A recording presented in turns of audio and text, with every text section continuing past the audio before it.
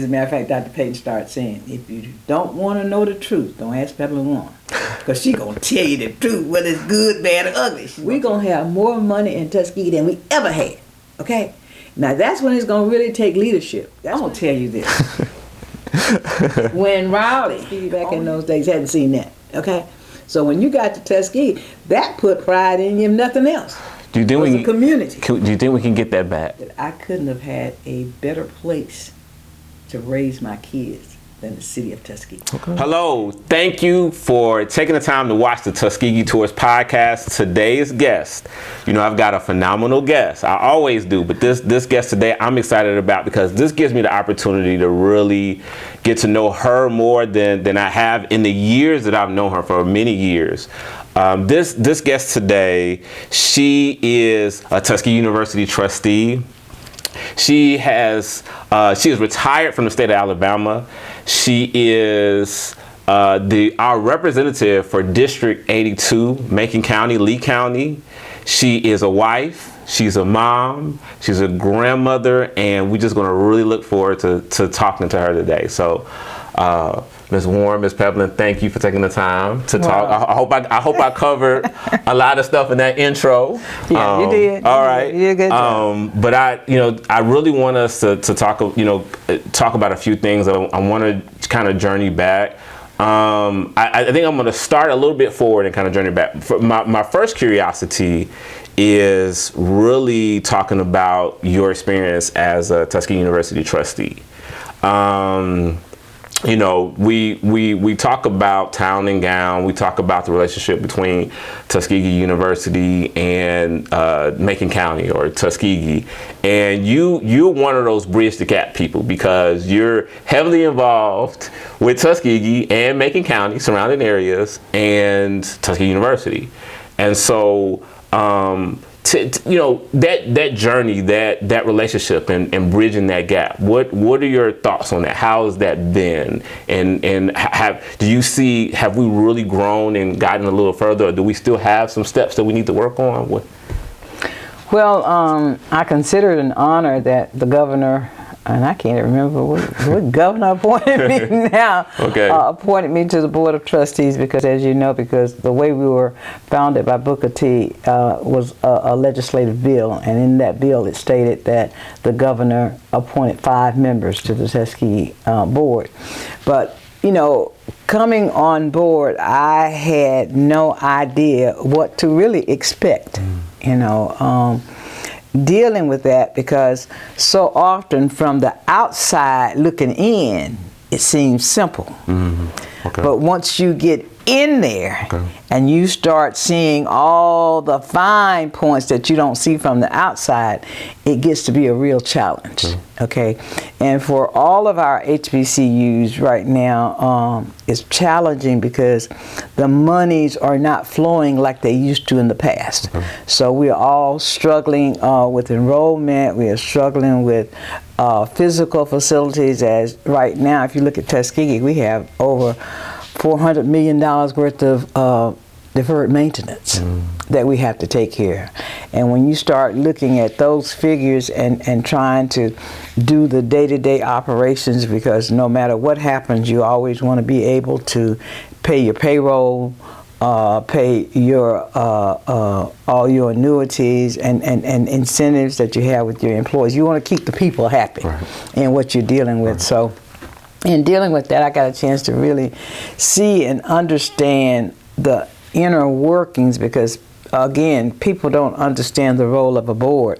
I get calls all the time, well, this is going on there, that's going on there.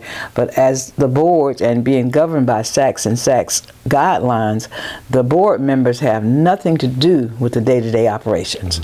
And so when people call me with concerns and things, I let them know there's nothing I can do but refer it on to the administration and deal with it from that perspective. But it has really been interesting because we've had challenges from all perspectives, and right now one of the major challenges that we're dealing with is dealing with the security of our campuses, because we had to lock down and try to protect, because for the local people they've been offended by what has happened with the security on campus.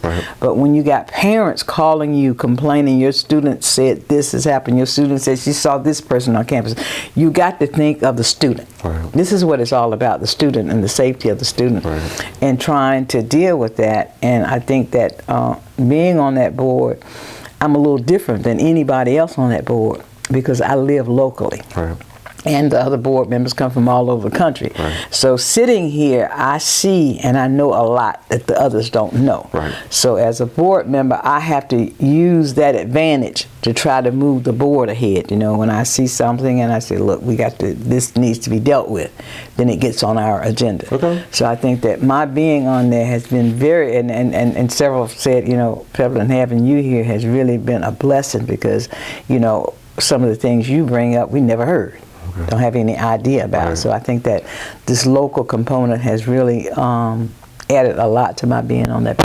Yeah, I think that I've always been curious about that, you know, having gone to Tuskegee University and then, you know, lived in the community, you know, you hear that, and then just getting involved in the community, you say, wow, you know, and then you understand that the university does have to protect the student. Students come first. And so, you know, that's been a concern. Now, I think one thing I can appreciate is I looked and I saw, like, there are a lot more alum on the board than I've seen historically. And what are your thoughts on that? I think that's really something for me, because I think we did that about maybe 5-6 years ago because there was a concern, you know, from the alum they needed to be involved. So and we have about I think it's 7 or 8. I think it's on the board. Yeah. So and again, we all have to realize that time has passed. Tuskegee is not what it was when we were there. Okay. So you have to always remember that because when you start thinking about Tuskegee, you think about when you were there.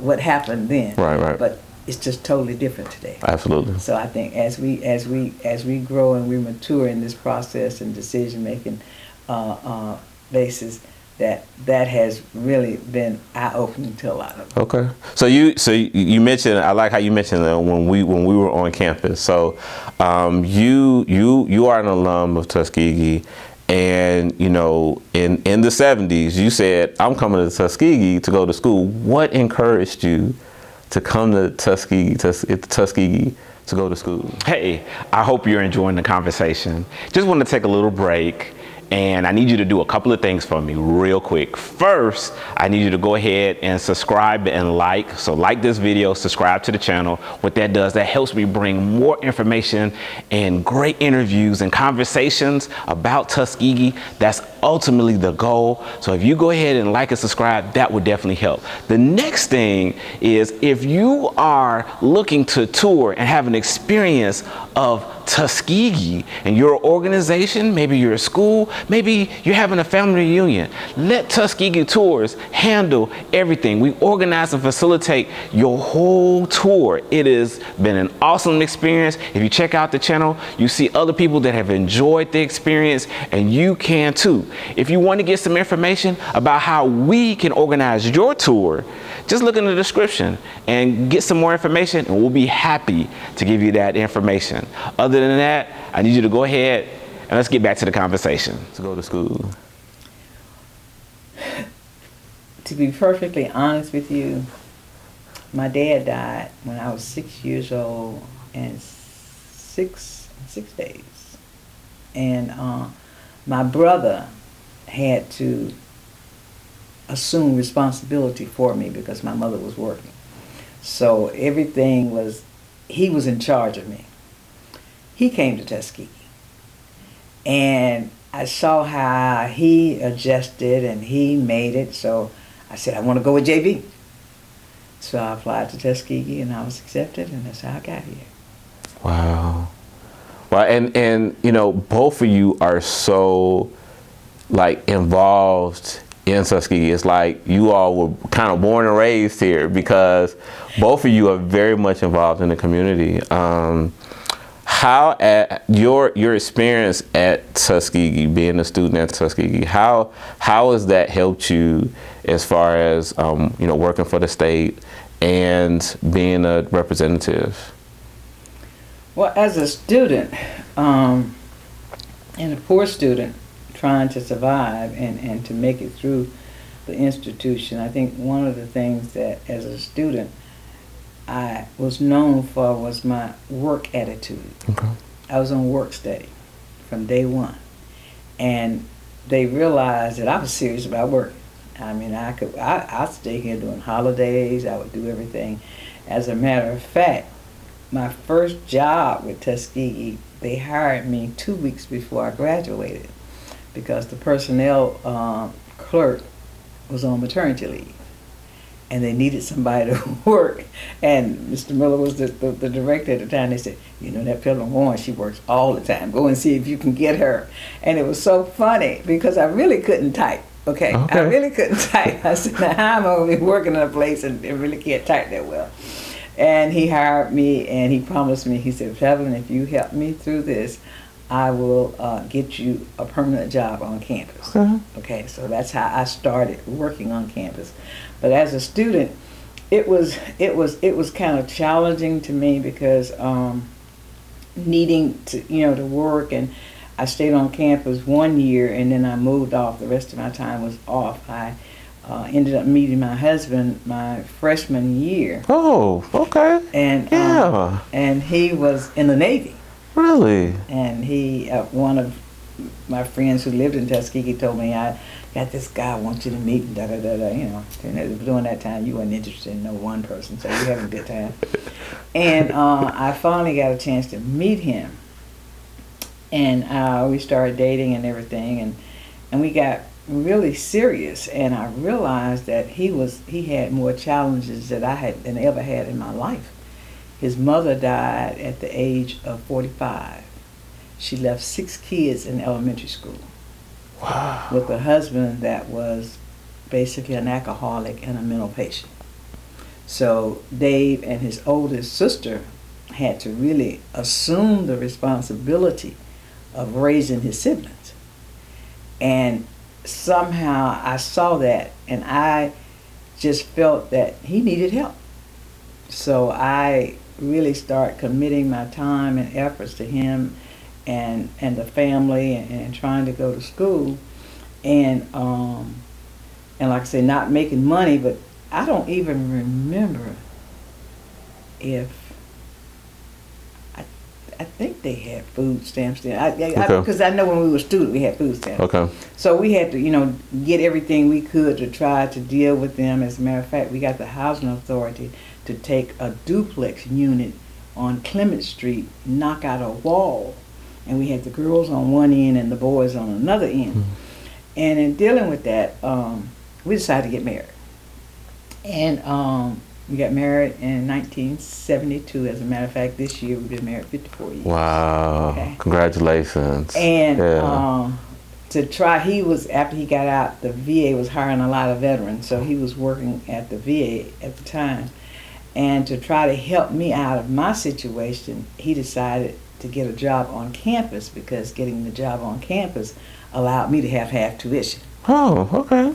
Okay. So in 1972, he was hired as a security guard. That's when he started his law enforcement career on campus as a security guard. Okay. That helped a lot, and and just moving through, and we just you dealt with what you had to deal with at the time. And in 74, I graduated in May. I can't tell you when, but in 74, he started working at the city of Tuskegee. Okay, like I said, David started with the police department, and I had my job on campus in personnel, and I stayed there for about maybe 4 months, and then I had to pass the typing test. Oh Lord, I can't tell you how many times I took that typing test. I finally passed it. And I got my first official job at Tuskegee University in the School of Veterinary Medicine with Dean Walter Bowie and Gertrude Anderson. Mm-hmm. Gertrude Anderson was Chief Anderson's wife. Really? Okay. Okay. That's where I started. Okay. Tuskegee. Okay. Some history. And Yeah. so we went on, and while we were students, during that time, we lived on top of Reed's Cleaners. Okay. He had the haberdashery, Yeah. and the upstairs. Mr. Reed stayed on the end. Dave and I stayed in the middle, and another student, their wife, stayed. And it was 3 sectors there. Yeah. So that's where we stayed. I got pregnant maybe a year after I got married. I had an accident. I fell down the steps, and we lost that baby. We had a little boy, and we lost him, and we went on, and we went from there, and we moved to, that's when they built Benson Avenue. Okay. So Dave and I had our first real house on Benson Avenue. Okay. And we stayed there. And then I said, well, we got to do something a little bit better. We can get some breaks. And we decided to move on campus. Okay. I lived in Roberts Circle. Okay. From Roberts Circle, we built our first house out of Pleasant Springs. So a Robert Circle. So that's a Hospital Road going to the VA. Okay. All right. 621 Roberts Circle. All right. Yeah. All right. Okay. So we stayed there, and as time went on, and we had our own kids, and we just started. And I tell people every day, and my kids brag on it, that I couldn't have had a better place to raise my kids than the city of Tuskegee. Okay. Okay. Okay. We had, I mean, you know, I look at and the kids come back and say, Mama, what happened? What are the kids doing? Where are they going? Because that university served as the buffer. Okay. You kids were, every summer, you had athletic programs. Dr. Henderson had academic programs. Engineering had academic programs. So that became the gathering places for all the community kids. Right. I mean, they were here, and they were doing things back and forth. We had the gymnastics and dance class. Mary Arrington had that on campus, so you had that, you know, you did that. And just the exposure that those kids got with the university. I mean, they saw everybody. Any cultural activity, Right. you know, that we had authors, poets, musicians, historians, anything that came to Tuskegee, the kids were sitting right there. Okay. So it was an opportunity to give them, I think, one of the most richest educational growth that they could get living here in Tuskegee at the time. And I worked at the university for 15 years. Okay. I stayed there from 1974 to 1989. I worked in the vet school, and I tell everybody, my mentor, who I give all the credit to my success now, I had 2. And that was Walter C. Bowie and Benjamin F. Payton. Wow. Okay. Okay. Dr. Payton. Dr. Payton. Mm. Because I watched their style, and for some reason Bowie saw more in me than I saw in myself. Mm. And he would do things, and he would call me in the office, say, well, Pell, we got to get this accomplished, I'm going to do this, and I'm going to try to get this done, but we got to do this. So he started bringing me really into the administrative part of the vet school, and I started seeing how things work and everything. As a matter of fact, the academic learning resource building, that was my project. I was in charge of that with the contractors. Okay. So I could tell you every screw, every this, every that went into that building. And he just started letting me make decisions. Okay. And I was in a level of an assistant to Anderson. Okay. But I was making top level decisions and passing it on to them. And the discussions that I had at that level was just unbelievable. Okay. Okay. And one of the things I will never forget is that he had to go and make a presentation to Congress. I can't tell you what it was on. And they only gave him like 20 minutes to speak. So Like DC. DC. Wow. Okay. He had to make a presentation to Congress. Okay. And he had 20 minutes, and he said, that's not going to be enough time to deal. We got to find a way. And they talking to me why he talking to me? I don't quite understand it, but he did. Yeah. And he said, we got to find a way. He said, what you know what I think I'm going to do, Pep? I'm going to call the Black Caucus. Mm. and I'm going to give them all the questions I want them to ask me in my presentation. Okay. So I can make my presentation, and they ask their questions, and I get everything out that I want Okay. to say. It worked. Okay. He stayed there. I think he stayed at the mic about an hour. Wow. Okay. Again, I'm looking at all this as a young person trying to develop myself, and I said, now he worked that out. I said, so that told me you can't put too much credit in one idea. Okay. And I tell people all the time, I have ideas from A to Z. Okay. If they don't work, I go to B, C. You got to have that range of flexibility so that you can get accomplished what you're trying to get accomplished. Okay. And I saw that from him. And then when I left him, I told him, I said, Dr. Bowie, I got this offer to go over and be the work study director on campus. Pebblin, go. He said, that's just another promotion. I'll be here for you if you need me. So whenever I had a problem, I could always pick up the phone and call Walter C. Bowie and say, Dr. Bowie, I got this problem. How can I handle it? I'm thinking about doing this. So I had that discussion with him. And then after that, Mr. Parker left, and Mr. Parker? John Parker. Okay. He was the financial aid director. Okay. During that time. Okay. And he left, and they opened the job up for applicants, and it was considered a male's position. Okay, that's how it was. As a matter of fact, women weren't too in charge of too much at that time. Okay. So they went and they hired this guy, and they hired about 2 of them. Man, it didn't work at all. So I decided I'm going to apply for this job. I applied for that job. I was the first female to ever be a financial aid director at Tuskegee. I changed the whole role of the financial aid office, the whole everything. I mean, and then they had a issue with the Department of Education where they had to pay I don't know how much money back, and between me and Lester and some more folks and negotiating with the university, it got down to about $13,000. Dr. Payton said, pay it now. He said, if we've gone from all these $100,000s to $13,000, we're going to pay it and get it done. Okay. So he saw that in the discussions with me, I didn't dress things up. And as a matter of fact, Dr. Payton started saying, if you don't want to know the truth, don't ask Pebblin Warren. Because she's going to tell you the truth, whether it's good, bad, or ugly. She's going to tell you the truth. So he was so impressed with how I changed things and dealt things until Dr. Payton made me an associate general officer at that university as a financial aid director. Okay?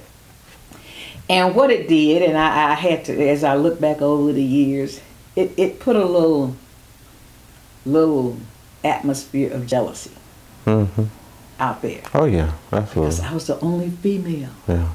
sitting in these meetings and dealing and talking and everything. So, and I ended up, Dr. Payton, I mean, he loved me, he loved Dave, it just went on. If he needed something, call Pebblin. Tell Pebblin I needed it. So it was like that. And he would, if there was something he had to criticize me about, he would do it in a very constructive way. Maybe you don't need to do that right now. Let's try it over here first and see how it works out. So it went on, and I ended up, as a financial aid director, I, again, always being the person that I am, and a leader, I ended up being I went from the ranks up to I was the first African American to become the president of the Alabama Financial Aid Association. Okay. And in dealing with that, he was so impressed. Dr. Payton, in my budget, gave me $3,000 of money just to do what I needed to do. If I need to entertain, I need to do stuff, I did that. And then it got to be to a point where it got to be kind of depressing to me, working in financial aid, because you were dealing with kids who were good kids who wanted to make it, but they just didn't have the finances. And anybody know me, kids come back, I tell people, you know, I hear people, well, I help so many people. I help thousands of people, okay? Because kids would come to me and parents would call me sometime, and they would just take my heart.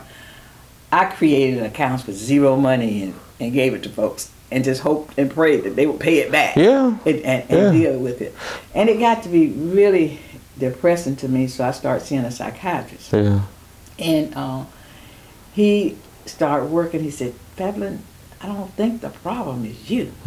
I think the problem is your job and what you're confronted with, and you need to do things. So he said, why don't you look for a new job? So let me ask you about that. Let's hold that thought, because where I'm really curious about, especially when it comes to women, and we can go specific Black women, and in the time women in leadership in a predominantly male environment, I just have to ask you, like, you know, between you being in rooms and, you know, I came down here, you know, like my first boss was, you know, female. You know, my mom was like, there are no gender roles in this house. So I didn't think anything of it. When I actually came down here, and I mean, I know it's all over the place, but I actually witnessed that when I was like, you know, why can't she be in this leadership position? And I would have a male supervisor who was just like, you know, it wasn't direct, but you saw that there was some, I don't know, chauvinism is the word or whatever it is, but how, I know that had to be challenging when you're dealing with males, and especially colleagues that may not have taken you seriously or may overpass that. I mean, how did you deal with that? Well, I'm going to be honest with you. I was never intimidated. Okay. I've always had a sense of positiveness about myself and who I am and what my abilities are. And I did it in a way so that they wouldn't get offended. Okay. And this is the way I tell people, Dr. Payton. I would always take an idea. If I had something I wanted to do and get it done, I would take it to Dr. Payton and I'd tell him all about it. And I made him see how that would make him look good. Okay. But Dr. Payton, if you did this, you know, that would look good, that would look good. And he would always say yes. As a matter of fact, when Dr. Bowie retired and got off of the presidential council, I was on there, and they started telling me, "You see it, Peb. You see it. He'll listen to you." I said, "I'm not gonna be the Mikey of this group, you know, to deal with it." But it was just knowing how it deals with self, you know, and that's why I tell people, you have to always know who you are. You can't let other people and situations change who you are. You got to let them know that it can be done differently, and you're just not. And I tell my kids, I always say, don't be followers, be leaders. And I think that's where my leadership skills really start developing, and then I could say whatever I wanted to say, and you're going to listen to it or not, but I'm going to say it and get it done. So I never really felt that, and I didn't see it until I started hearing it. When people start saying, "Oh, how did she get that? How did she do this? What's she doing?" And, you know, you know how we are. And you start talking, but again, being the person that I am, knowing who I was, knowing what I was doing, that didn't even bother me. A girl told me one day, she said, "Peb, I've never seen anybody like you." She said, "You know people can talk about you and say these things, but," she said, "you walk in a room with your head so high, act like nothing is going on." I said, "Really, with me, it's not." Yeah. You can't get caught up in other folks' shortcomings. Yeah. You know what I'm saying? Right. You got to really know your abilities and who you are in that process. So yeah, I worked through it, and then I found a job. Well, I was applying for jobs all over the country. And I mean, interviews. So before that, because, you know, and you know, the thing that I think now, and you're talking, you know, you're in the 80s, you're talking now mental health, and, you know, seeing a therapist and a psychologist, you know, psychiatrist, that time wasn't a popular thing, you know. No. And so you're... That was a taboo. And I was probably... And when I mentioned that, and I talk to Black people about that now, and I said, "Well, see a psychiatrist." Right. And they look at me like I'm crazy. Right. I said, "You don't understand it." I said, "It's good to go in there and lay on that sofa and look at the fireplace burning and talk to a person that they're not going to see you tomorrow. They don't know what's going on." Right. So it's really good, and that might be why I'm so hooked now on mental illness, because as black folks, we have tabooed it too long. Right, right. Mm-hmm. It's an illness. Right. Deal with it. Mm-hmm. And that's basically the way I dealt with it. And then when I said, okay, I'm gonna stop applying for these jobs because I'm gonna get a reputation that you get it, and they get you in the final numbers, and you come back and drop out. I don't know. I'm telling you, I had some job offers in some huge universities. Yeah, right. And I said, I'm not gonna do that. I'm gonna stop. And then I decided, I saw this job coming up at the Department of Post-Secondary in Montgomery, and I applied for it. And I just, did it. I didn't expect to hear anything. Months went by, probably 6 months or so, and then I finally got a call, and they said they want me to come in and interview. And they would tease me now about how I came in there. They said cocky. I wasn't cocky. Confidence. Confidence. Right, right. And I told them, I said, they ended up saying, thank you for the job interview because it gave me an opportunity to interview you to see if I want to be a part of this organization. Okay. Deal with that. And Okay. they said, and he said, now, you don't hear that from folks. Okay. He said she was very confident in herself. Okay. Either you hire me or you don't. I'll move on. So I decided that I was going to take the job. State. Yeah. And they hired me. Okay. He sent me a letter, and I said, oh, Lord, I called my psychiatrist. I said, you done got me in trouble. He said, what? I said, I applied for a job, and now they've offered me this job. He said, take it.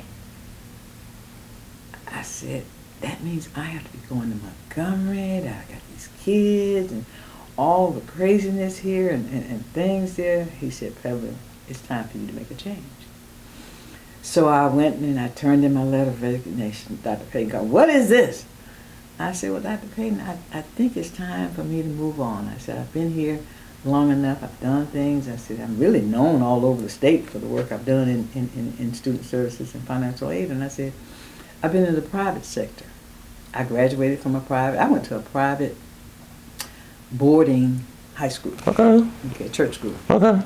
Presbyterian school, Bible Academy. Okay. So I had. Where? It's in Keysville, Georgia. It was. Okay. It's been closed now probably about 15, 20 years. Okay. Like that. And I said, I want to see what the public sector is about. Okay. And I'm going to go and try it. Dr. Payton said, well, at the time he had this guy, Sherman Jones, as the executive vice president, whatever his title was. He said, talk to Sherman. I said, okay. And then I saw Sherman the day before I was leaving. Okay. And he said, okay, you got to come and talk to me. Dr. Payton said, you need to talk with me. I said, well, today is my last day, and I'm going. He said, what? I said, I'm leaving after today. He said, oh, come to my office today. He said, look, Pebblin, Dr. Payton loves you. Dr. Payton don't want to leave. He don't want you to resign. What he wants us to do is to offer to give you a leave of absence. And this was in April of 1989. Okay. He said he wants to give you a leave of absence to December the 31st to go on this job and see if you like it. And if you don't like it, you can come back and assume your responsibility. And when I tell people that, they don't believe it. Because see, staff members didn't get leave of absence. You go and check the history in Tuskegee, I probably the only staff member ever got a leave of absence from that university, okay? And then I got out there in that world, and I was known because I had been out there working with everything, and I saw all the challenges that black folks had in that system. Okay. The 2-year college system was a good old boy system, and when I went in there, we had like 47 colleges all over the state. And when the system was started, George Wallace called a luncheon one day with all his buddies and said, look, we got to stop having to have these folks go to Alabama and Auburn. We need to have somewhere so we can bridge the gap so they can stay at home and get some of their education and everything. He said, so I think we need to start these local 2-year colleges. Okay. So that's how the system started. Everybody around the table had a college name for them. Okay, we had about 4 Wallace's colleges in the system. I got a whole bunch of them, and every friend he had. If you look at the names of the 2-year colleges, they've changed some of them now, but they were all named about somebody who sat at that table. Okay. And then they said, well, what we gonna do? And I know he probably said the niggas. Well, let's give them some.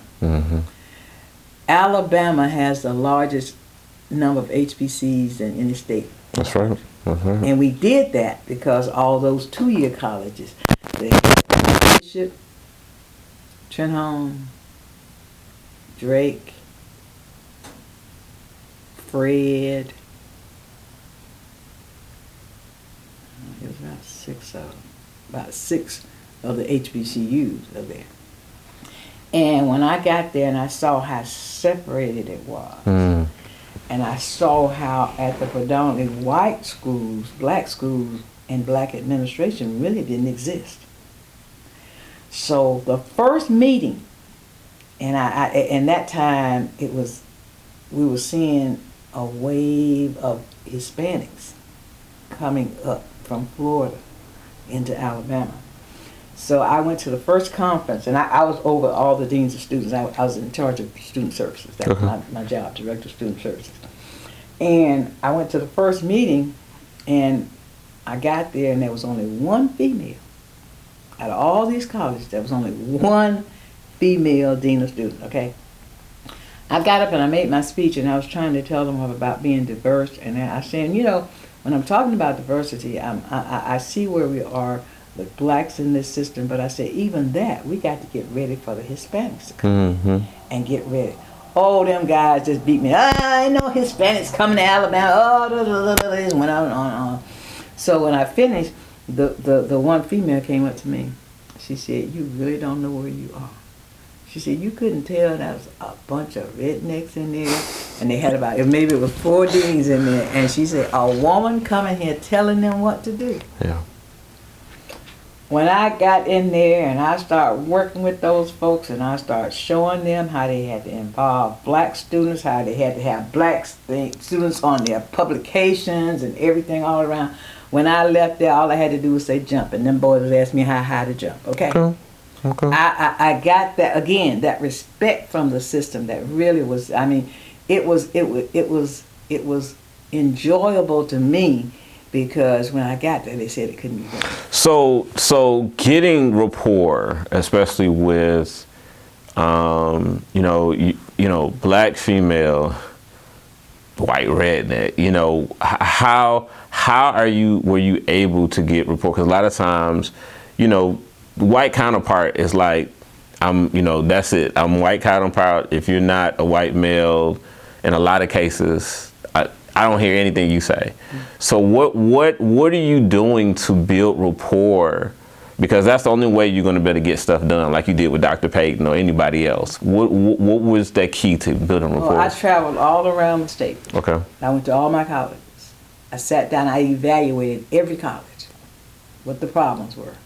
And I told the dean, I said, okay, you got this problem. And you wouldn't believe it. Work study students for black kids was emptying somebody's tobacco spit can. I said, that's not a work study job. I said, you're supposed to be teaching these kids what to do. And they had very few black kids on work study. I said, why? I said, how are you discriminating against these students? You're supposed to be looking at need. They have need. And I start showing them that, you know, these things can really be evaluated from outsiders. And it's not going to look good as a system. So I got them to realize, and I remember one college over in Jasper, this guy, he's the president down at college in Florida now. I got there and he said, Pebblin, when I finished with him and he did all this, he said, we want you to come back up and get a visit. Okay. I said, okay. I got there and had a group of students waiting for me to greet me. And in that group, they had 3 black students, okay? I was impressed with that. Then he took me to the student union. And all around in the student union, they had pictures of black folks integrated with all the other pictures. Yeah. And he said, do you see a difference? I said, yes, I do. And he said, Pebblin. In Jasper, Alabama. In Jasper. He said, Pebblin, we just never saw it as a problem. He said, it had never been brought to our attention that we were really not addressing the needs and promoting black folks. We just said, okay, it's out here. You take it. I said, well, when you take it and I come here and I look at your financial aid records and I see that, you know, black kids are not getting work study, black kids are not getting SEOG. I said, now this is not working. So in dealing with all those colleges, I evaluated everybody's student services. I showed them what the weaknesses were and how they could deal with it. As we started having conferences, it became professional training conferences. Okay. It wasn't going there on the beach having fun, good time. Oh, we're going to sit up here. We're going to talk. We're going to break it out in these groups. We're going to go in all these different sectors of admissions, financial aid, housing, the whole shebang bang, and break it down. And I did, and they got so confident with me until there were deans wouldn't make a decision. They called me every time, but I learned how to deal with that. Oh. When they called me and asked me how to handle something, I in turn asked them the questions. Okay, so-and-so. I said, okay, you answered your own question. Now you know what to do. So, and as a matter of fact, we started, I really promoted the all academic scholars program. We got that going. It was little or nothing. And when we started, it was, and it goes to show you how long ago, the governor's house was open in Montgomery. That was the biggest hotel in Montgomery. It was the governor's house, okay? So we had our first one there, and we just started bringing everybody in to deal with it. And I said, we need to give these kids some exposure. Let's go somewhere else.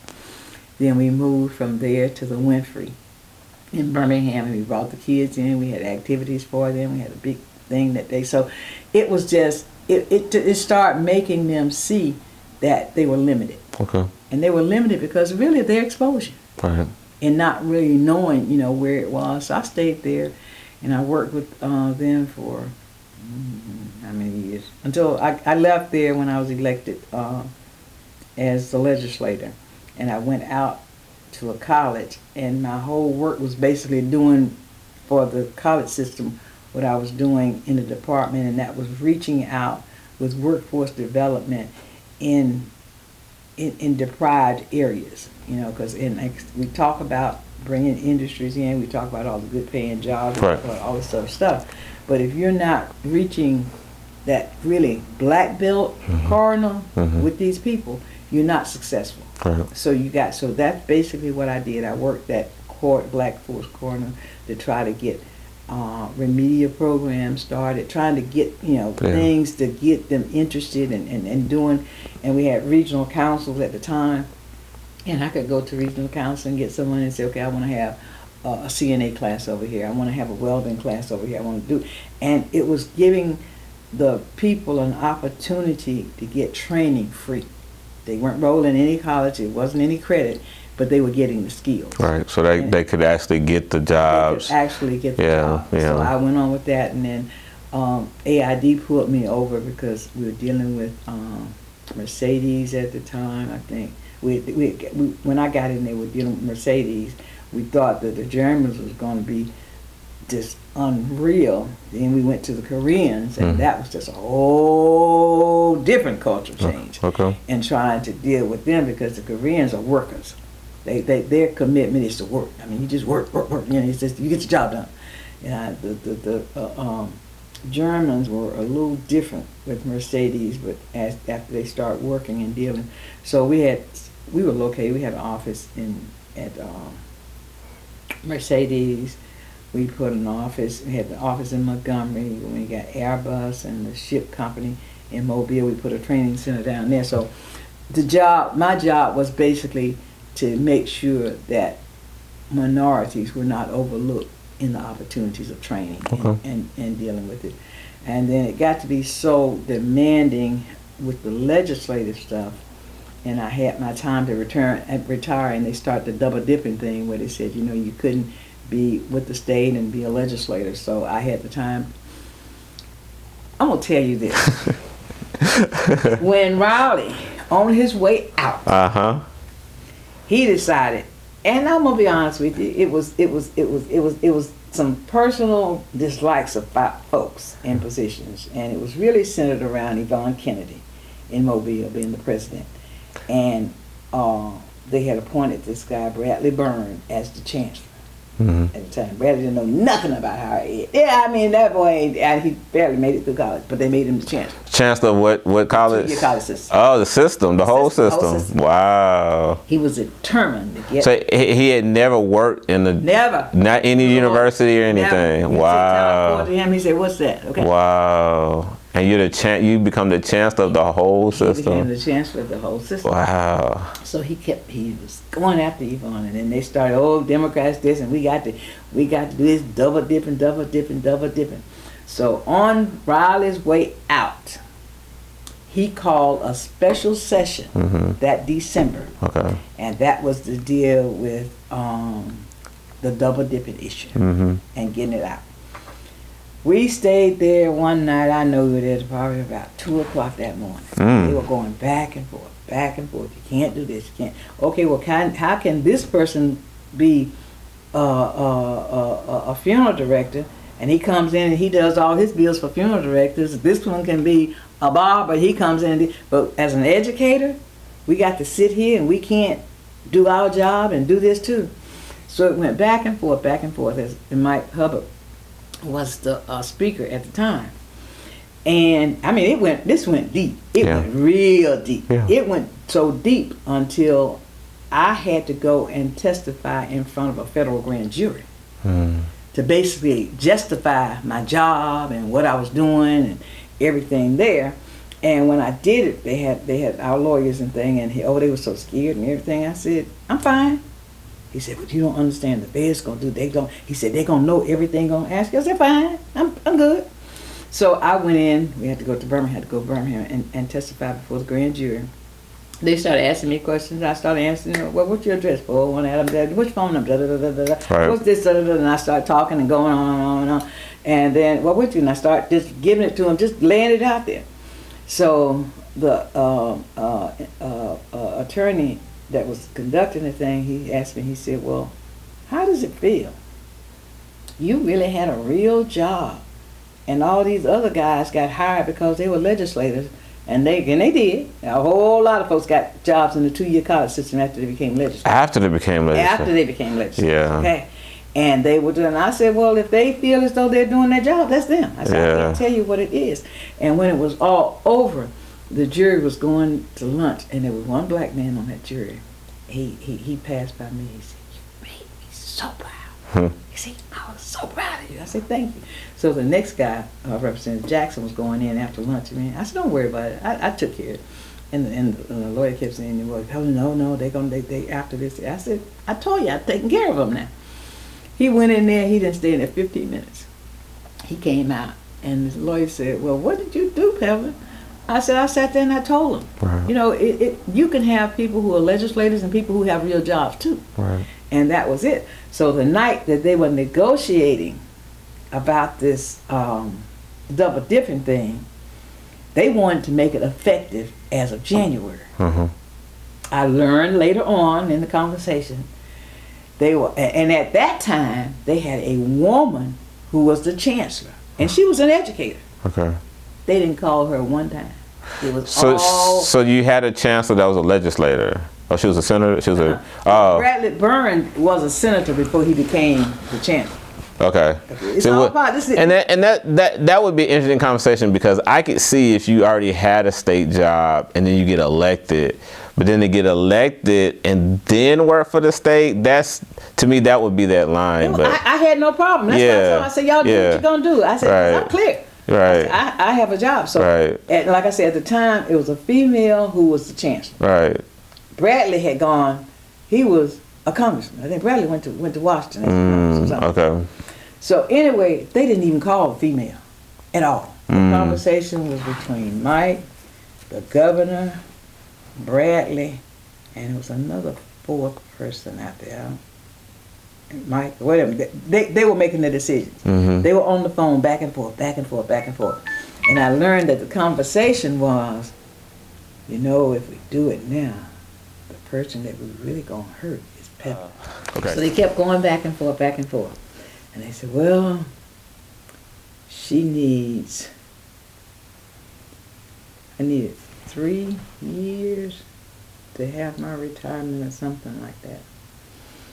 And they went on and they decided that they weren't going to make it official. Now, this was in 2010. Okay. We did that.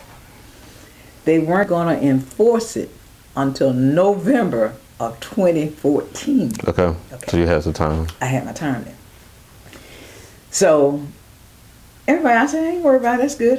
We'll be retired. I can leave at the time, or either if I decide to stay, I just go and stay and get out the legislature. Right. And I kept saying, and they was going, Pebblin, you know, we want to make sure you got your time and everything.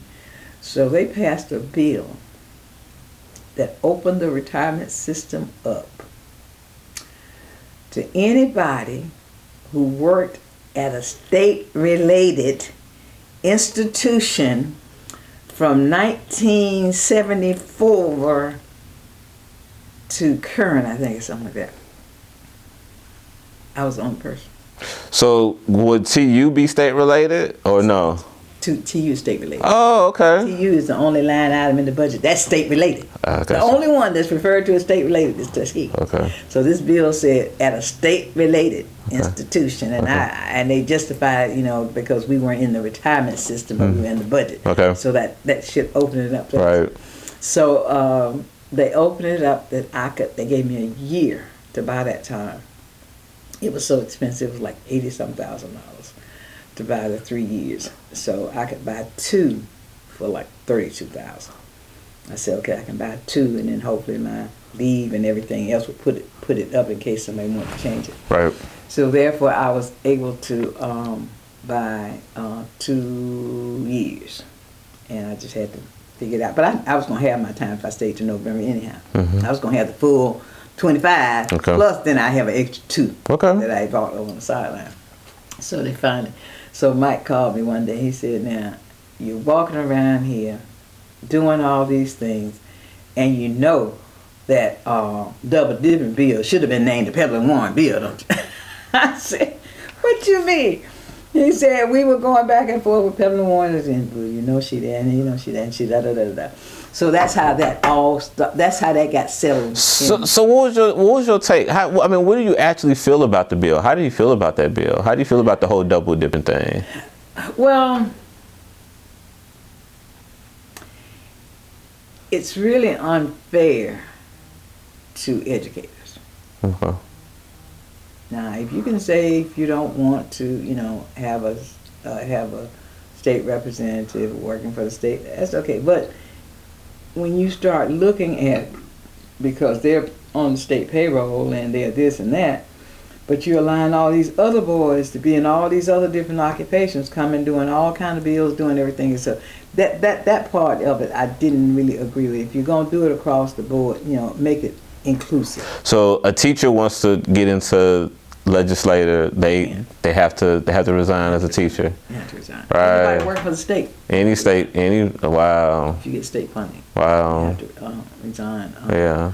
To do that. So that it all worked out, and it worked out in my favor. And like I tell people ask me now, how do you work so well with these? I say, y'all don't understand. I was well established in the state of Alabama with white folks before I became a legislator. Wow.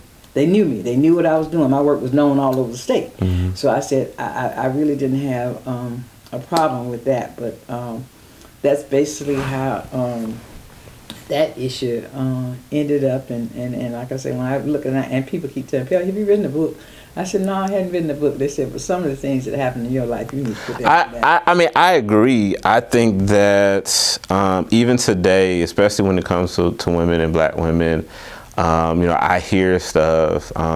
Even talk to my wife sometimes because she's in a she's in a position that if she, you know, she works for Macon County, but if she works somewhere else, she's a network administrator, and tech is really, you know, not a lot of black females in tech. Right. You know, they're more getting there, but for you to be in a position where it's predominantly white male and to be able to navigate, you know, because you know you I understand politics, and it's like you will get stuff blocked if you can't navigate and can't work with people. So yeah, you being able to do that knowledge needs to be put out there. So like I say, it has been, and when I think about it, and I say, you know, it has been an interesting ride politically, but in dealing with that, they know I don't ever hide my feelings.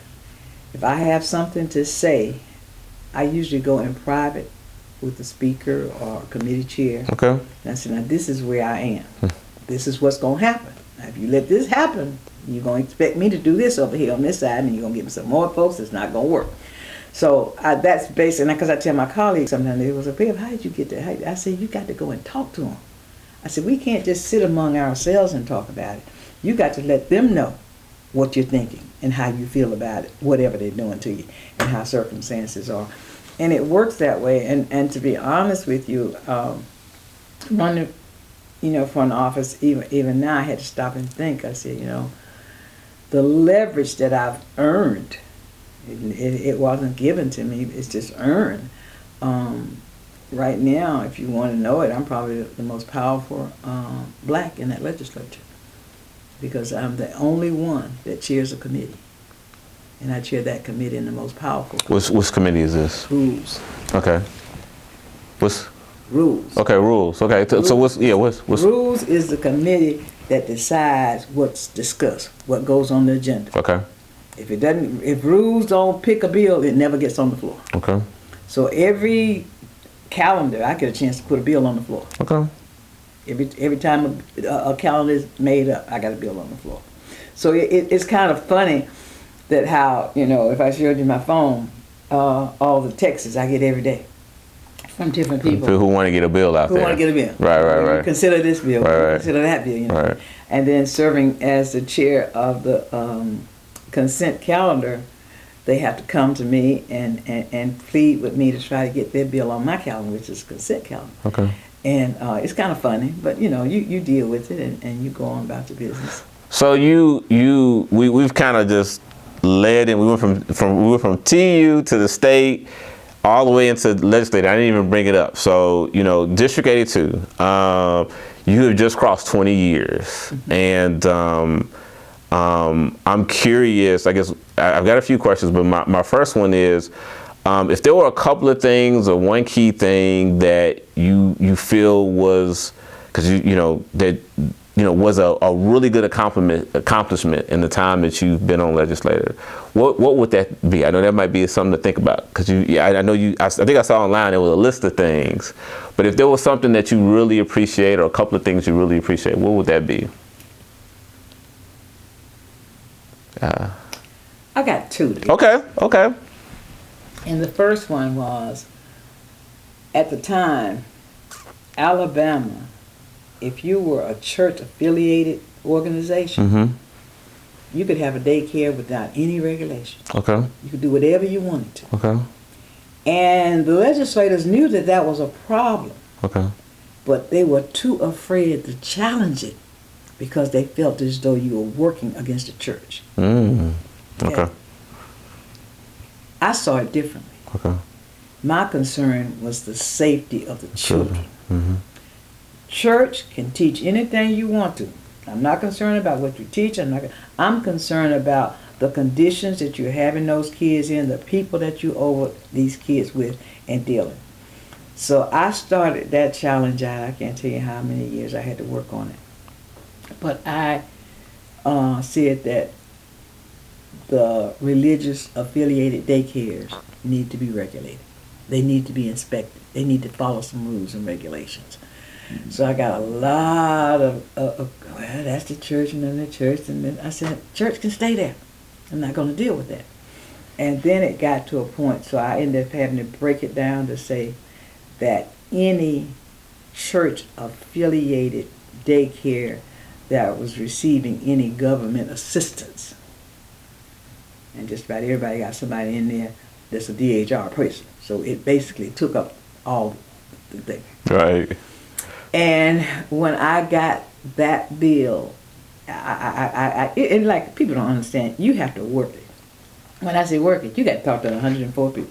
I was working and I was going here, and I knew the ones who were not going to be with me because they got them crazy thoughts and their idea. And right now, I'm looking at one of them right now in my face. I knew he wasn't going to vote for it. He never voted for it. Mm-hmm.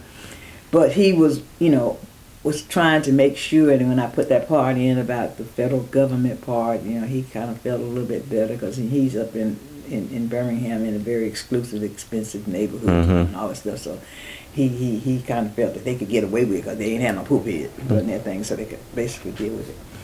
But when I got that bill through the through the Senate, mm-hmm. and they called down and they told the speaker that the bill had passed. He announced it, and the whole body gave me a standing ovation because they said, Pip, we knew it needed to be done, but they were too scared to try to challenge the churches. So that was a major, major accomplishment. Yeah, no challenging churches in the Bible Belt. not in Alabama. No. Yeah. So I can't tell you how many years. You see, you have to stay persistent. And that's what they know about me. Here she come with the children, and you know she ain't going to stop. I mean, she's going to keep on going when she starts dealing with those children. She's going to keep on going. And my second bill was the kindergarten bill. Okay. And I was standing in line with my daughter when we were checking my grandson in the first grade. And he was reading everything on the wall and all that kind of stuff. And the lady behind us was a white lady. She had her daughter with her. She said, told my daughter, you're in the wrong line. And she said, this is Miss So-and-so line he's going to. She said, but your son just read everything on the wall. He's reading already, so he don't need to be in the first grade. You learn to read in the first grade. And she said, well, he's been in pre-K, kindergarten, daycare, kindergarten. And he's been reading about 3 years now. You know, she said, well, I thought you'd get to the first grade, and that's when they teach you to read. I learned later that her daughter name had 3 letters in it, and 3 of those letters were A's, and she couldn't recognize the name in the first grade. Okay, that's a problem. To put a kid that don't know A, B, C, D, yellow, green, blue, 1, 2, 3. Yeah, that should be in kindergarten. Those recognizing letters, right? Yeah. And you expect, you're putting them in this class with all these kids that's been in all those programs, reading, knowing everything they need to know, ready to go to first grade and move on. And you got a teacher there that got to sit up and teach the ones who are advanced, and then you got to come over here and teach the ones that's not advanced. The basic stuff they should have gotten in kindergarten. So I started saying we need to require kindergarten. Okay. The first grade. You don't tell them what they got to do. You can't mandate to do them anything, okay? So that was too strong for them. It was da-da-da-da-da-da-da. So then I went and I said, okay, I've talked to some of them. They gave me some ideas. And instead of saying the kindergarten mandatory requirement, we ended up calling it the first grade readiness bill. Okay. And the bad part about that, they knew we needed it, okay? I had one person in the Senate that fought that bill every time it got to the Senate. And it was a Democrat. And I'm not ashamed to say who it was. It was Roger Smith. You said you gonna put it out there. I put it out there. It was Roger Smith, okay? And the bad part about it, he never read the bill. Wow. He said, I don't think no child should be kept behind in a grade. I said, this is before they get there. I'm trying to get them ready so they won't keep them. Right. So it was last year, I think. Last year, I got a call from the Republican chairman of education policies. He said, Pebblin, we had a meeting today, and we feel as though your bill got to get out of here. We need to do this. Okay.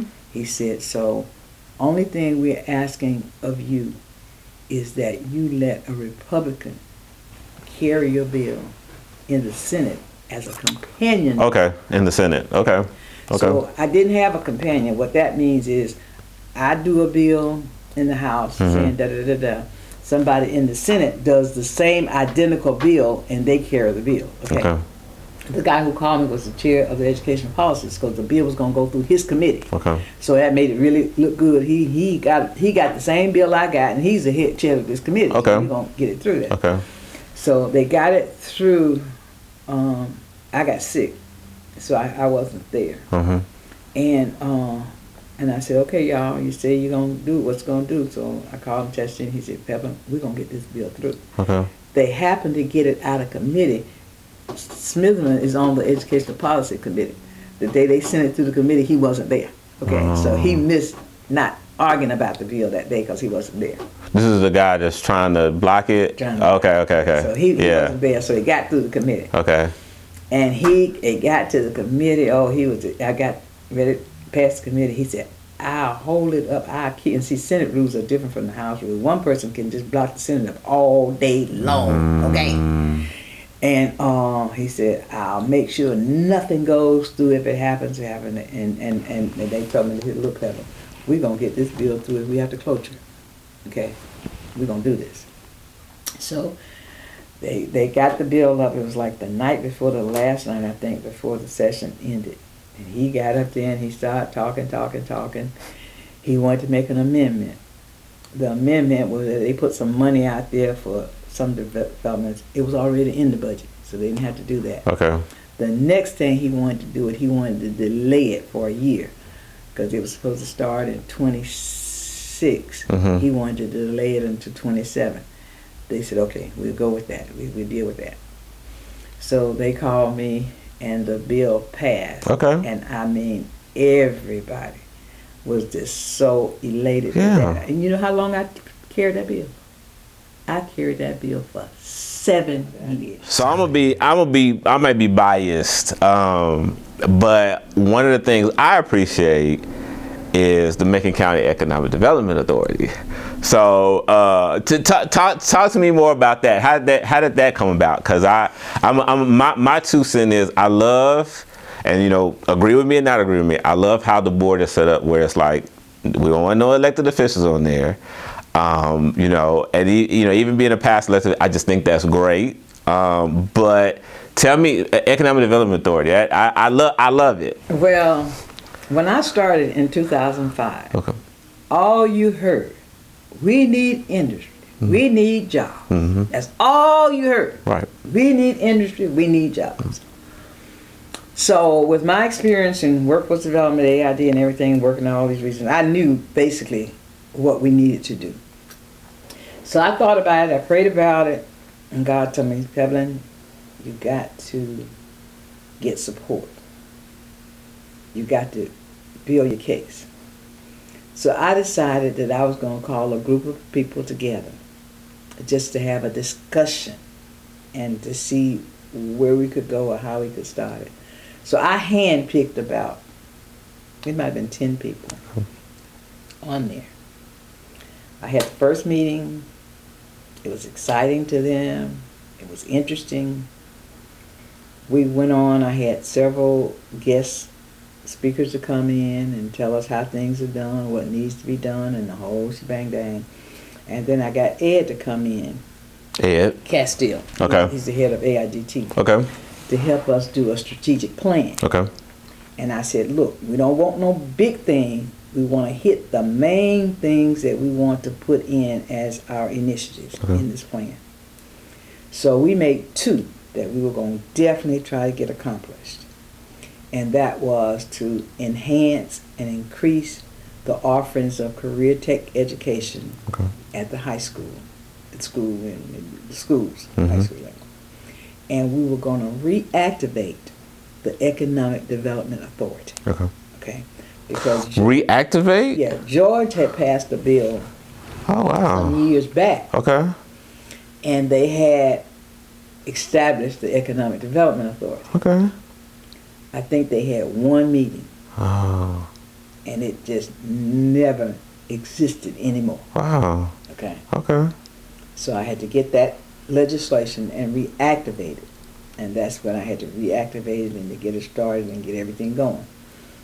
And we worked so hard in that group and did so much until people were watching us. As a matter of fact, the only other place that was doing what we were doing was down in Mobile. And because they were called Region 9, but they were the first ones to get started on this. And then along came Macon County.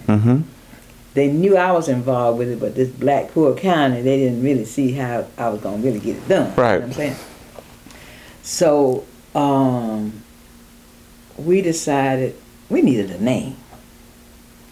So we ended up naming ourselves the Macon County Workforce Investment Network. Okay. Macon County WIN. Okay. Then after we started growing and the state started seeing that things were going, the state decided that they were going to do regional workforce councils throughout I remember that. the state. So Macon County got hooked up with the first one, I think we were Region 5 or 8, because we ended up being 5 and 8, but I can't remember which one we were the first time.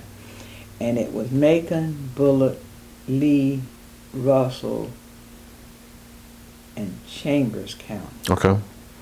Okay. And they came together and they depended heavily on my leadership because they knew I knew what I was doing and knew what had to be done. So we got there, and then they wanted to come up with a name. And they thought our name was so cute until their name was East Alabama Win. Mm-hmm. Okay, that's how they got their name, was from coughing off Macon County, okay? And then we started working and doing things, and it really started going, and then they decided that they wanted to change the region again, and I think they were trying to make sure that they could put the black belt together. Mm. But what happened in doing that, personally, and I told them, I think you expanded too far.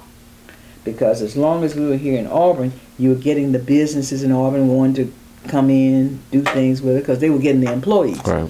But if you're going all over here to West Alabama with these counties, why am I spending my money trying to help, get something done when the people it's not going to even come to work for me?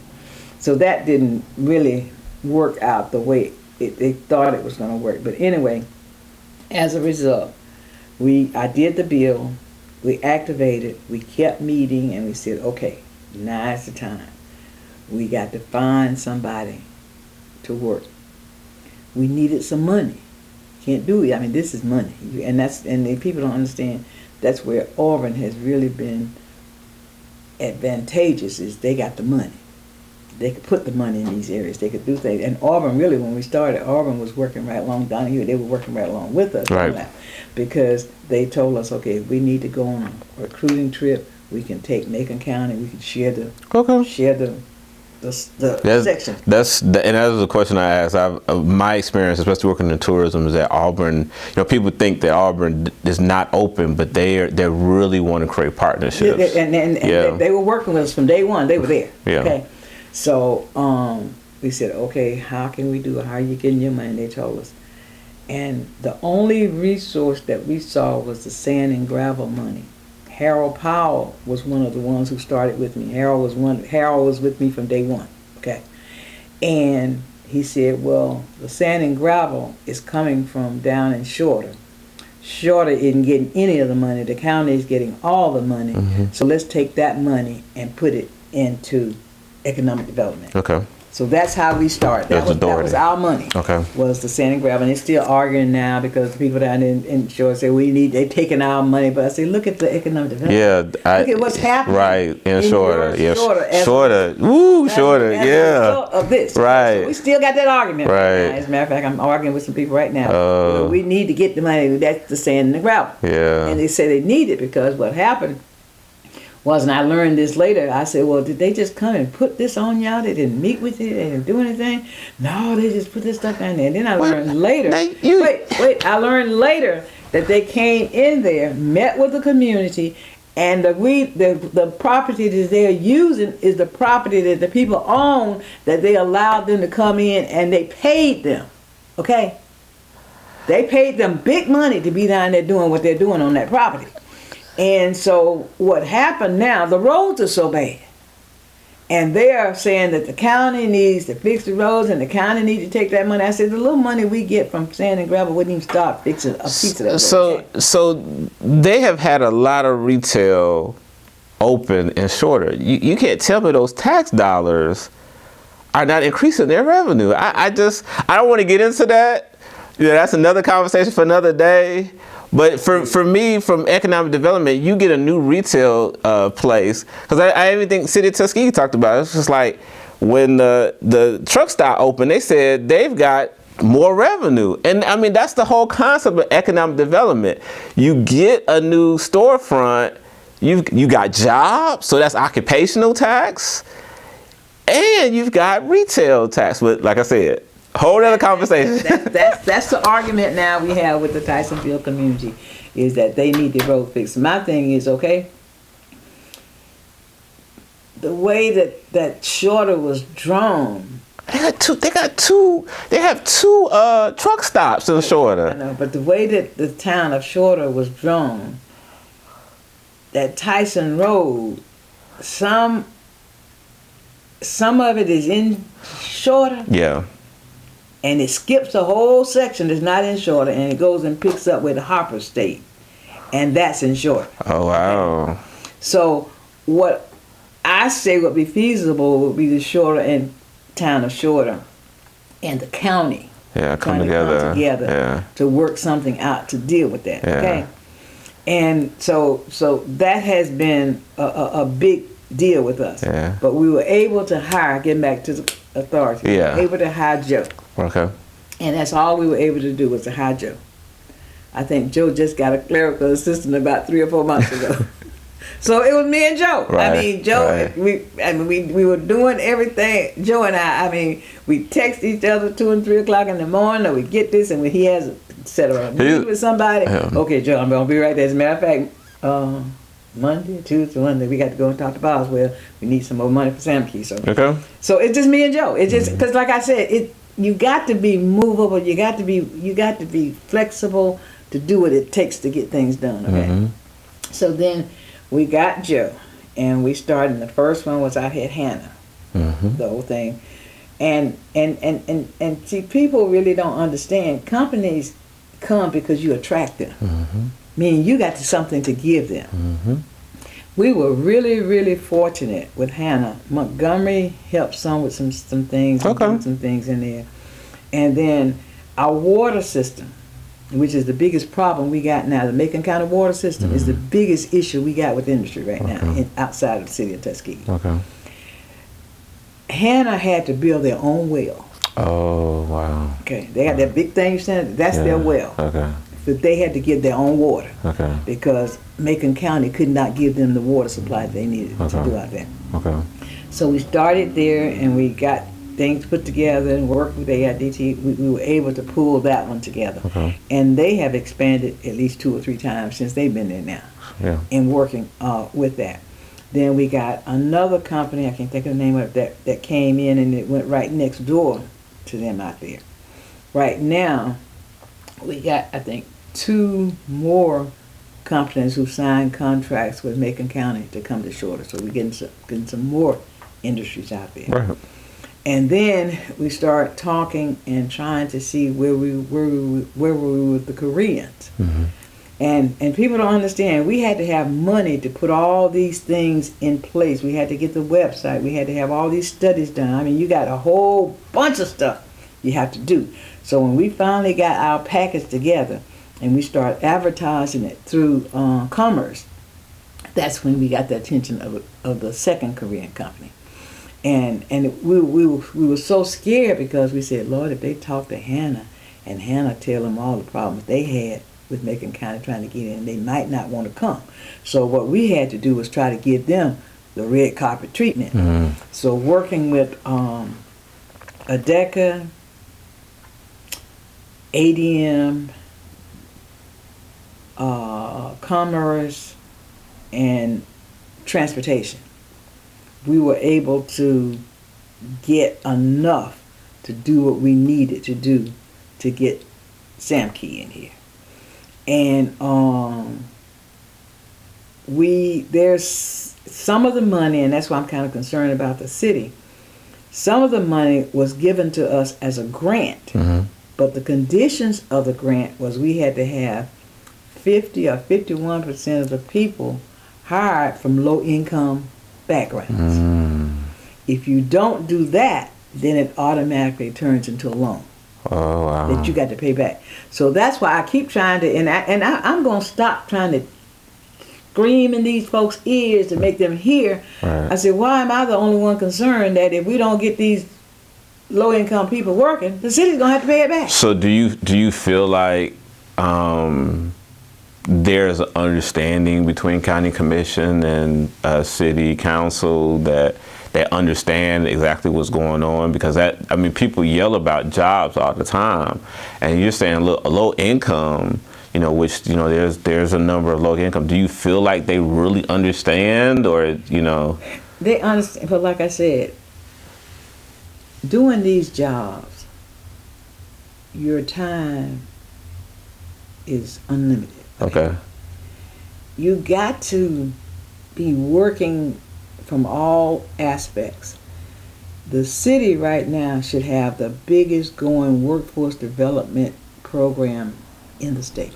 But if I don't say the word workforce development, and then I think Arrington did tell me last week that they're trying to do something. They got somebody who's trying to do something with workforce development. Okay. So to get that in order, and then when Sam Key came and understood, but they still have problems understanding Americans too, because they believe in working. Right, the different culture. Yeah, they believe in working. You go and you do that job and you work. Because we had the problem with Koreans at Hyundai when Christmas came. You know, with Americans. Those 2 weeks. Give them a little Christmas time. Right. It's Christmas Day. They don't make them work on Christmas Day. So they've gotten that, and it's a cultural difference, and that's where we're having problems, because they've had to bring so many Koreans in here to do the work, to try to train the people who's there. And then, you know, our culture has to change. You got to understand, these are two different cultures. You cannot be on the line and working, supposed to be monitoring the computer, and you over here playing a game on your phone. You can't be over here talking on the phone while you're supposed to be monitoring this. Right. Your girlfriend can't come out there because she's mad with you because you went to somebody else's house last night and started raising hell. I'm just telling you actual things that are happening, okay? I ain't making none of this up, okay? Right. You can't go in there and want to be interviewed for a job and your phone ring and you tell the person in the interview, hold on just a minute, let me take this call. Yeah. Now, I found that that's not just a Macon County thing. It's become a culture thing. Before I close out, before I go to the next phase, because we're talking about WIN, which I think is a great organization. Of when it's done, I've seen some of the stuff, and Macon County Economic Development Authority has just done some great stuff that people just don't know about. I've had to sit down with Joe Turnham. I had to sit down with Gerald Long. And one of the things that I thought was interesting that I didn't understand, and I know better, but it was big flack about the UBT, the new UBT building. And I think I fell into that trap. And like I said, I know better. And after sitting down with Joe and sitting down with Gerald, I was like, oh, and those videos are going to be posted next week. But I felt like we weren't educated enough. And like I said, I'm big on, I'm going to ask you. And I asked Joe, I'm like, the community is saying this stuff like, my utility bill is high and y'all build a building. But Joe broke it down, Gerald broke it down. So your thoughts on this, and you've talked about Sam Key meeting with these people. So this UBT building, everybody's talking about, oh, my utility bill, and they build a new building. What's your thoughts on this? Well, when you look at the facts, and you look at the rates, I think the last thing I saw, they are comparable rates to other places, but you got to understand how it's functioning. We function with a utility board. The average person functions with Alabama Power. And Alabama Power is having the same problem. Bills are going up too high. But the cost and what you're trying to do and to generate electricity and things now are going up. Everything is going up. Right. So, and to me, the utility board has really been the moving factor in what we're doing. Because have you seen the new power plant we got out there in the industrial park? I haven't, so I need to. So you need to go and see. Yeah. But we had to. That was a whole lot of money. Okay. A DECA and some more things. And see, another thing we do as legislators, we can't just come here and throw money in the city of Tuskegee. What we do, we put it in agencies. Put it in DECA. We put it in transportation. We got the RC&D and all those folks. So we put the money out there. So when cities and counties need money, you go to those entities and apply for the money. And that's where the money is. And we have really been fortunate with the monies that we have received from those agencies to do what we're doing because that new facility came through some grant. The power plant came through. I got the thing to show me what it is. But those are the ways that as legislators, we try to look out for our communities to develop. Okay.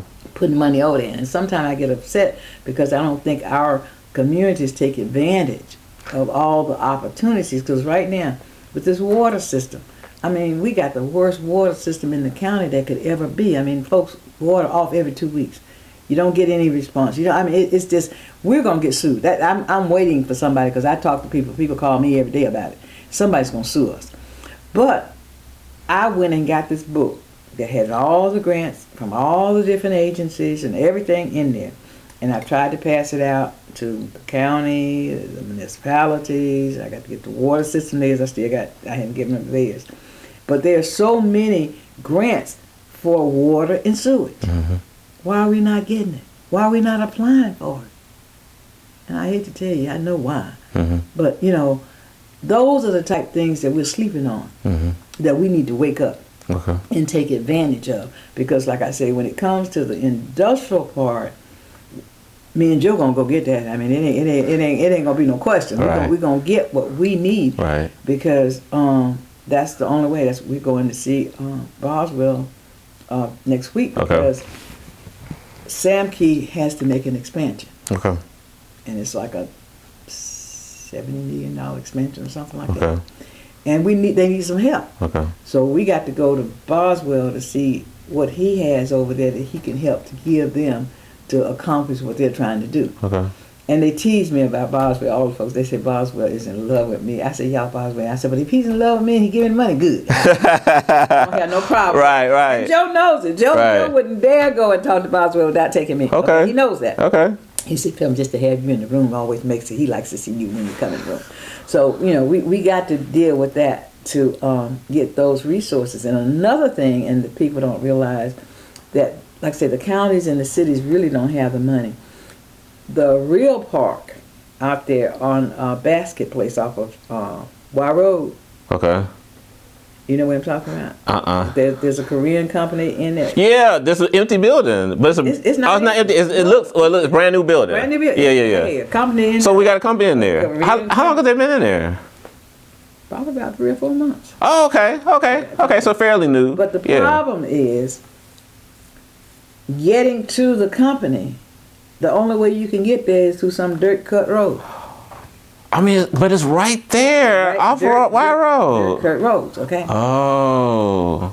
The county should be trying to get the road. Yeah, that should be. The county didn't, and Joe called me. He said, "Peb, we got to find a way to deal with this." So I said, "Okay." I said, "Let's apply for some grant through DOT."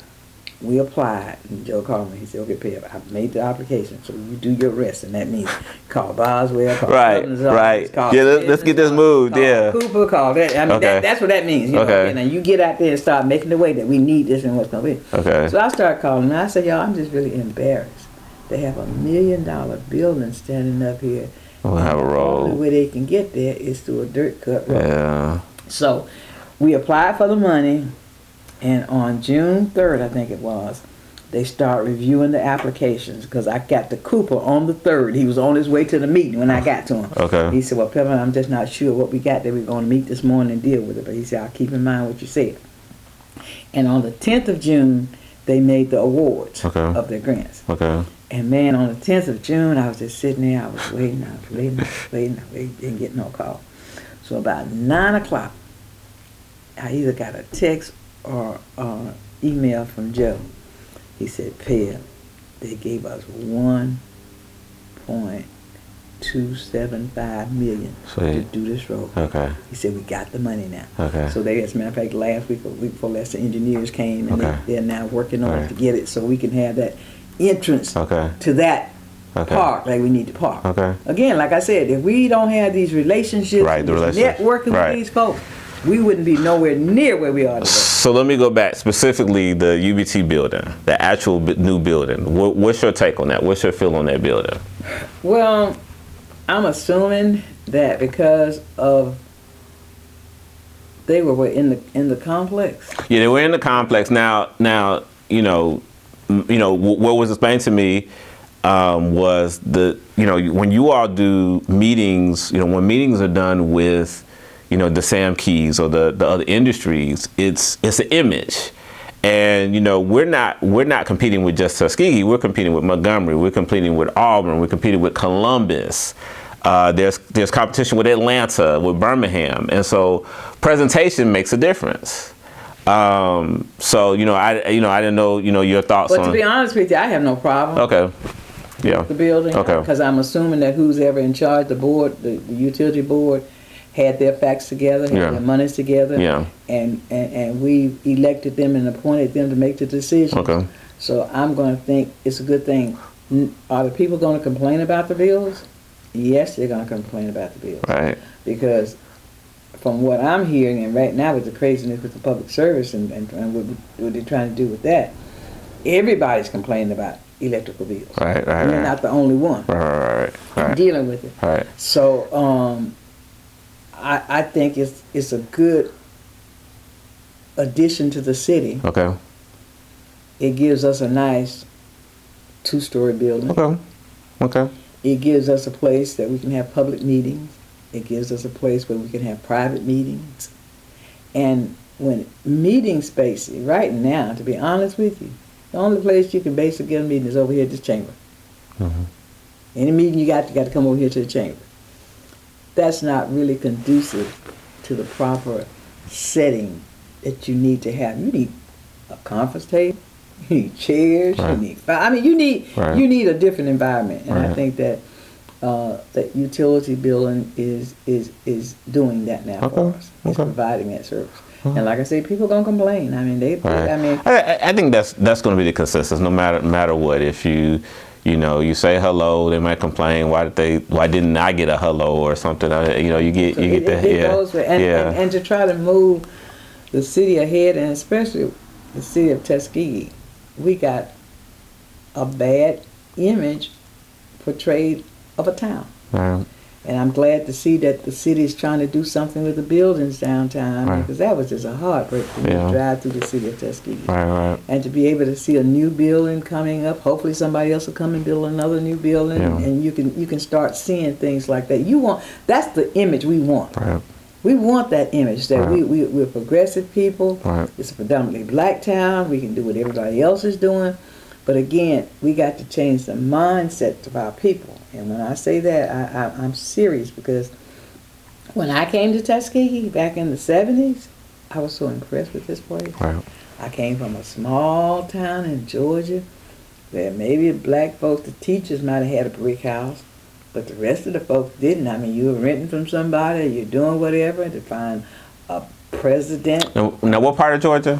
Waynesboro. Where's Waynesboro? Waynesboro is in Burke County. It's on the Savannah River line. I'm 20. Is it in Chatham County, or is it outside of? It's Burke County. Burke County. Burke County. It's on the Savannah River. Okay, And I'm like 26 miles from South Carolina. Oh, wow. South Carolina. Okay. Right up. I'm 25 from Augusta. Augusta is 1 mile from. Oh, okay. So I'm right on the Savannah River. Okay. And coming here to see these black folks living in these nice homes, a doctor on every other corner, black businesses. I mean, it was something that I just was marveling over, because you hadn't seen that. And the average black person that comes to Tuskegee back in those days hadn't seen that. Okay, so when you got to Tuskegee, that put pride in you, if nothing else. Do you think community? Do you think we can get that back? Do you think that can come back? We're going to have to do a lot of work. We're going to have to really put some restrictions on landowners and enforce them, because I understand we already got them on the books, but we're not enforcing them. And we got to work with the people. One of the things I think that we made a mistake of doing, and if you start looking around in other communities, I think we overbuilt Section 8, because I knock on doors. Hey, how you doing? What's your name? Where are you from? Chicago? Where you from? Troy? Where you from? Wilcox County?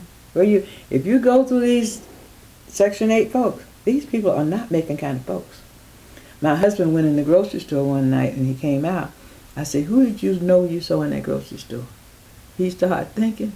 He said, Bill, I didn't know nobody else shopping there. Where these folks coming from, okay? Right. So we have opened our doors up, but we've opened our doors up to non-revenue generating populations. I have nothing against poor folks. Help them as much as you can, but we cannot build our hopes on that being what's going to bring us across. We got to, like I said, some of these nice homes, they were built years ago, nicely built. You can come in here. As a matter of fact, I passed 2 this morning that I said I'm going to go over to the tax assessor's office, where it's down here, and find out who owns these houses. I mean, they're just standing there, and they look like when they was in being lived in, they were good homes. But you just growing up, just let them just grow on up. And why the city will not go in there and enforce that they do what's needed to be done to upgrade their property until we get to a point, and like I said, put politics aside, because I know that's what it's doing. People get in these political positions where you can't make the people mad because you want to get elected again. But it's your job to enforce the law. And I'm telling you, if we just enforce that one law, that one ordinance, or whatever you want to call it, in Tuskegee, we'll see a new place. I mean, I talked to him, well, you know who owned that property, so and so owned that property. Damn, who owns the property? The law is the law. Make it enforced. And see, when you think about teachers, back in the day, every teacher that worked in Tuskegee lived in Tuskegee. Every employee that worked at Tuskegee University lived in Tuskegee. Now, you bring a new teacher here, and they try to find a place to stay. They can't stay. I actually talked to a professor who was adamant. She was trying to find something in Tuskegee, and it was very difficult. It's very Dave and I, because when we had to sell our place, you know, I said, okay, as long as I stay in the district is okay, but I said I really want to stay in Macon County. And to be honest with y'all, to be perfectly honest with you, I love living in the country. I love that freedom of living.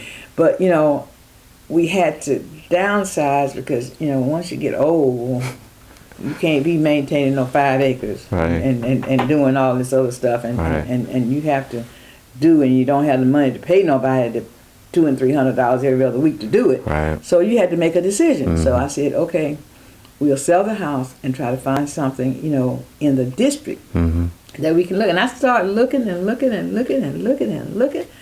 And I just had to throw up my hands. I told Dad, I said, Dad, we got to move to Auburn. I said, there's no place that we can live here in Tuskegee that, you know, you wanna live in a place you want to live in, a neighborhood you want to live in. And it was just luckily, the house that I got was my brother. He knows more about it than the owners, okay? So he called, he said, you gonna move next door to me? I said, is it open? He said, I got the key. He said, the owner don't even have the key. I got the key. And so he called the owner and said, look. And she said, oh, no. But JV said, I'm moving them in today, okay? Now, whatever you got to do in there, they'll let you do whatever you need to do. But he said, in order, these people need a place to stay. And they want to stay here locally with the people in Macon County, so we got to give it to them. But I see them all. I talk to the people on campus, you know, and people with children. One of the things I found out when I was selling my house that was on the advertisement was about the schools.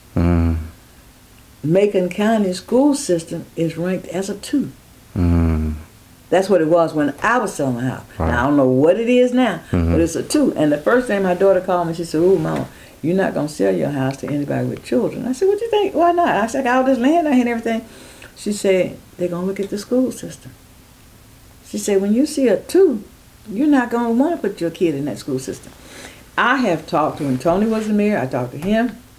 I talked to Maxwell. I said, okay, y'all, you're going to start generating some revenue now. When all this revenue start coming in here from all these industries, when all these abatements over, we're going to have more money in Tuskegee than we ever had, okay? Now, that's when it's going to really take leadership. That's when it's going to have to take commitment to taking care of the business like business people are supposed to take it. And I told him, I said, what y'all need to be doing right now is meeting, strategizing, putting all your priorities, looking at the good, looking at, do a SWOT and see what's happening. You know what I'm saying? And I said, in my opinion, the first thing you need to do, get your finances straight. When it comes to tourism, you know, I've Deborah Gray, you know, was a big mentor of mine, and she pulled me to the side, this was years ago, and encouraged me to get more into it. And I kind of just like, I volunteered at Carver. Even when I was a student on campus, I was volunteering at Carver. I volunteered at Airmen, and of course, a lot of volunteer at the History Center. And you know, there are many things that have happened, and people just like, well, we're not ready for it.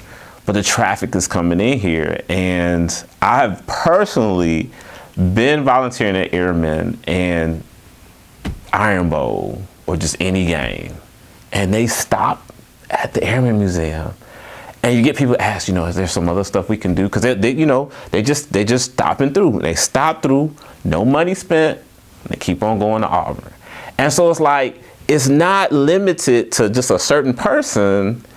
It's a bunch of groups. So for you, what's your thoughts on tourism when it comes to Tuskegee-Macon County? Somebody told me one day, they said, Pebblin, you know, you do so much, but you don't really be telling people. I'm not a bragger. I work to get a cause accomplished, and that's where I am. I can't tell you what year it was, but it was right after Noah Hopkins came to town. Okay. We got together, and I said, we really need to promote tourism and find a way of doing it. So I went to Lee Chantel, the head of tourism, in Montgomery. And I said, Lee, I want to do something. He said, well, Peb, why don't you do it regionally? Okay. So Pebblin Warren organized a regional tourism committee. Oh, okay. Lee, Macon, Elmore, Tallapoosa, Bullock, and I think it was either Butler or one of those other counties. Okay. We started meeting. We toured all the counties, see what everything that they had in all the counties, and back and forth. Then we compiled a tourism booklet. And I'm trying to think, it's going through my head right now. Pep, can you put your hand on one of them booklets? Can you put your hand on one of them booklets? And I'm just thinking, where is a booklet that I could probably put my hand on to get it? But we had a beautiful booklet for tourism in this region. From all the areas. And when we did it, it was a good project. And that was the end of our project. So we stopped. And what we started doing to try to encourage tourism, we start putting money into tourism account for local tourism. For legislators, we get 5 projects, and we get like $2,600 a project. So I use my money for Shorter's Liberty Day. I give them $2,600 on that. The Carver Fest, $2,600. The soap shopping in is it Los Chapoca? I give them $2,600. The Juneteenth celebration in Auburn, I give them I didn't know Auburn had a Juneteenth. I give them $2,600. And I gave the Possum Festival $2,600. So that, you know, that's what we're doing from the tourism side there. We used to have money funded for the museum. They cut that out. This year, I was able to get $50,000 put back in the budget for the museum over here. So we're going to get $50,000 for that. And my whole thing with the Kellogg Center is people come here, have no place to eat, no place to stay. So if we can get, and then my next visit, I got to go and visit Lee about that too, is my next visit, is if we could get the Kellogg Center up and running, we could bring people in here. I mean, people would come to Tuskegee. I had a person that called me once. Their family came to Tuskegee to have their family reunion. They didn't know nobody in Tuskegee. They just wanted to come to Tuskegee to bring the family so they could see the history of Tuskegee. Wow. So that's powerful. That's powerful. So what I did this time, I said, now to get the Kellogg Center to a point where we can not house people. We're not going to be able to house people yet, but we can try to feed them. We can have conferences and deal. This to try to get our first start on it. I was needing 2.5, 3 million, whatever. This year, they gave us $1.2 $1.5 million to start renovating the Kellogg Center. Okay. Hopefully next year I can get that. Now what I'm hoping that somebody, the county or the city, will see that this place is the bulk of where Tuskegee. Let's put money in there to get this. Let's give Tuskegee money to get these rooms fixed. So right now we're just trying to get the conference center and the restaurant and the things going. And then we will have, because like I said, people bring their kids here, people come to see the tourism. All they can do is see the events, get in their car and go somewhere else. It's embarrassing to me for a parent to bring their kids to go to school here in Tuskegee and they got to go and live in Auburn. Yeah. Okay, so tourism is another one of my major things that I'm trying to push right now, and to get it done in Tuskegee. But that's just a background of all the things I've done over the period. Now, really, if I don't have it, ask Noah to give you a book of that tourism that we did. I have it. I think I do have it because Noah. I've talked to Noah a number of times with different things, so I may have it in my book. So if not, I'll definitely ask him specifically about that. Yeah. So well, my last question is a question I ask to everybody.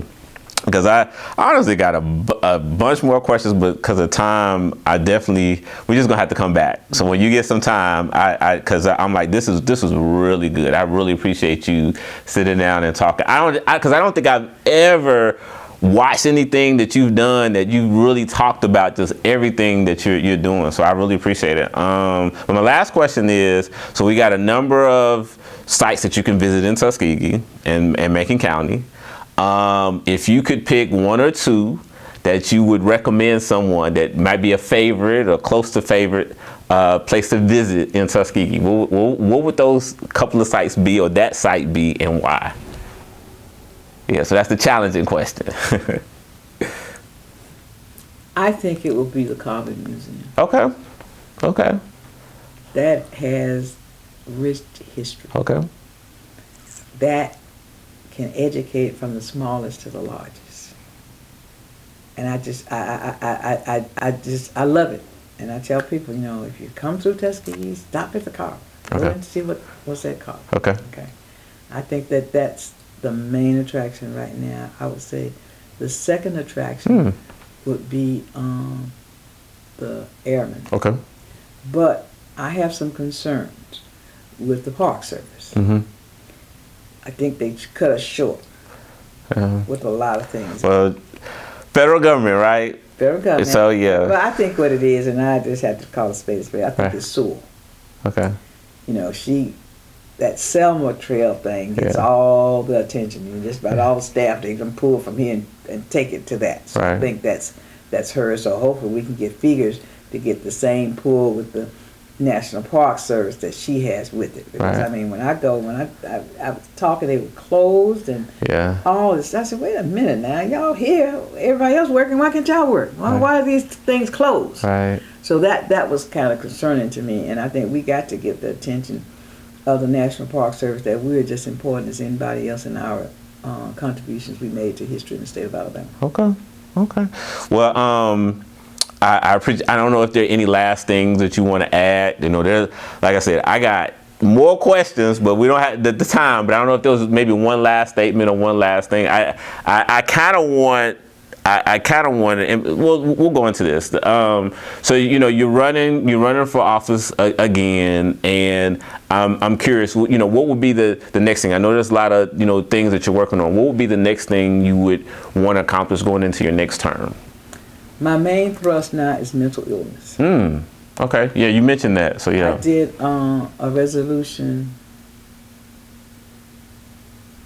this week, or last week, to get a mental health task force. And what we're going to have to do is especially try to address the challenge of long-term care. We've closed all of our mental hospitals up. And I was talking to the chairman the day before yesterday. He said, Pebblin, and what I'm hearing, Republicans agree with me now. And when I put my resolution out there, I got a call from the probate judges. Pebblin, include us in that. I got a call from the Alabama Hospital Association. Pebblin include us in it. And to be honest with you, I got a call from somebody else, and I can't remember, so I hadn't included that third person. I don't know who it is in there that they want to do.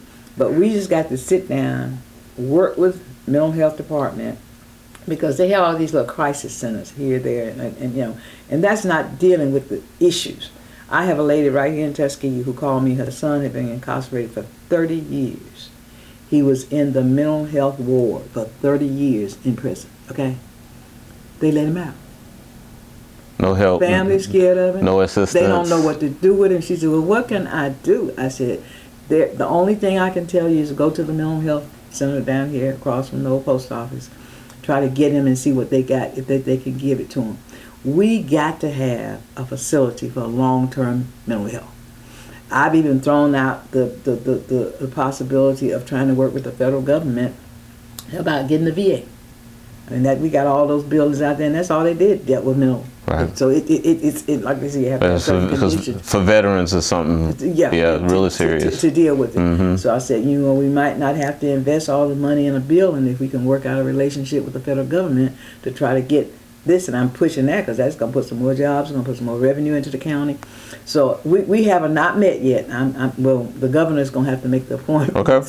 So I got to make sure. I said, I did the bill, so I got to make sure I get an appointment on the committee so that I can be on there to work. But that's my main thing now, and I'm glad to know that I'm not the only one Let's in talking that about legislature that sees that it's a problem. Okay. That we're going to have to really do. So my whole emphasis now is going to be on mental health. Well, I really appreciate all you do. I really appreciate this conversation. I really appreciate your time because I know you got a busy day today. But I really appreciate it. I definitely, definitely in the near future, let's sit down and talk because we got a lot of stuff to talk about. And, I'm hoping that this gets out to the masses so they really get an understanding of some stuff that we don't always hear in the community. And that's where, that's a part, if anything depresses me, I think that does. Because you need the people, and that's why I try to educate my people. I want my people to know what's going on. I want them to understand what the political system, what civic government does, because it controls everything you do. And right now, the way the Republicans are going, they all are trying to tell you when you can go to the bathroom. I mean, it's getting. I went to the mic yesterday and I said, y'all, we're getting too far into people's personal lives. You're telling them you got to do this and you're controlling this and that. And that is not what we need. And the only way we're going to change that is these people are going to have to get up and vote. Okay. I tell people the strongest lobbyist I know is a vote. Okay. And we can change it, because I heard that there was a poll done recently about the governor's race, and the results came up. Tuberville had 47%, Jones had 40%. That slapped them in the face harder than they could take it. Okay. Right. So what that tells me, if people get out here and vote, and what they're doing now, what they tried to do yesterday, really denying people the right to vote in primaries, that's going to make a whole lot of other folks start looking the other way. Right. So if we can just, and I tell people, I work a lot with young moms, well, they don't do nothing. Yes, they do. You live on Section 8. You get the SNAP. You get the TANF. I say all those things are government regulated, right. Okay? Right. So you need to vote. Right. And everybody, and I keep telling my Democratic organizations and my political organizations, it's good to get people registered. It's good to tell them they vote, but you need to educate them as to what the issues are that they're confronted with, that the government is going to deal with. Right. And change. So like I said, if we could, and that's I used to have a radio program that came on every Sunday morning. I was on for 15 minutes. At first I was coming on at 10 o'clock. Okay.